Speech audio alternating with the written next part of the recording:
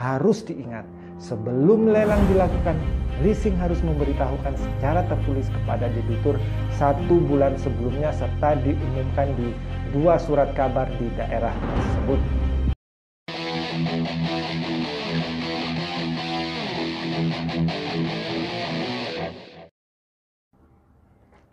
Ngoceh, ngobrol dan cerita tentang hukum di channel Advokat Agung Berbagi. Di kesempatan kali ini saya akan membahas sebuah topik yang saya beri judul penarikan kendaraan menurut OJK.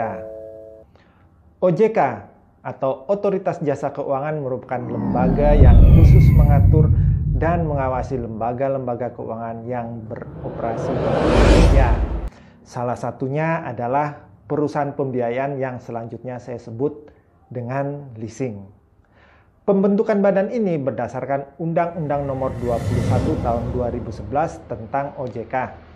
Instrumen yang dipergunakan untuk mengatur serta mengawasi leasing adalah berbentuk peraturan yang dinamakan peraturan OJK. Salah satu peraturan OJK yang dibuat untuk mengatur leasing adalah POJK nomor 35 garis miring POJK.05 garis miring tahun 2018 tentang penyelenggaraan usaha perusahaan pembiayaan.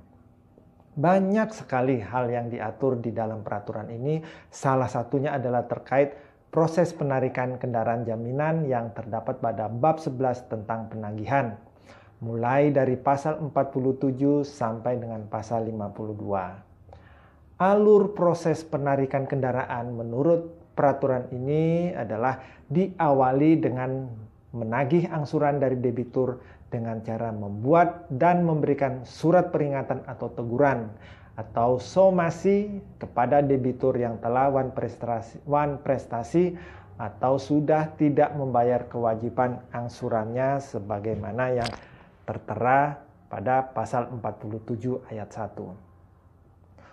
Untuk melakukan fungsi penagihan selain menugaskan karyawan internal perusahaan, leasing juga bisa bekerja sama dengan perusahaan jasa penagihan. Kerjasama tersebut harus dituangkan dalam bentuk perjanjian tertulis bermaterai. Syarat-syarat perusahaan jasa penagihan yang bisa bekerja sama dengan leasing adalah: pertama, harus berbentuk badan hukum; kedua, harus mempunyai izin dari pihak yang berwenang; dan ketiga, perusahaan jasa penagihan tersebut harus mempunyai sumber daya manusia yang telah memperoleh sertifikasi di bidang penagihan dari lembaga sertifikasi di bidang pembiayaan. Sebagaimana yang diatur dalam pasal 48 atas perjanjian tersebut, leasing harus bertanggung jawab atas segala dampak yang ditimbulkan dari kerjasama dengan perusahaan jasa penagihan. Pada pasal berikutnya yaitu pasal 49 diatur bahwa leasing harus mempunyai pedoman internal mengenai tata cara penarikan kendaraan yang harus disinkronkan dengan permintaan OJK. Leasing dalam melakukan penarikan kendaraan wajib memenuhi ketentuan: yang pertama, debitur terbukti wan prestasi; kedua, debitur sudah diberikan peringatan; dan ketiga, leasing harus mempunyai sertifikat jaminan fidusia.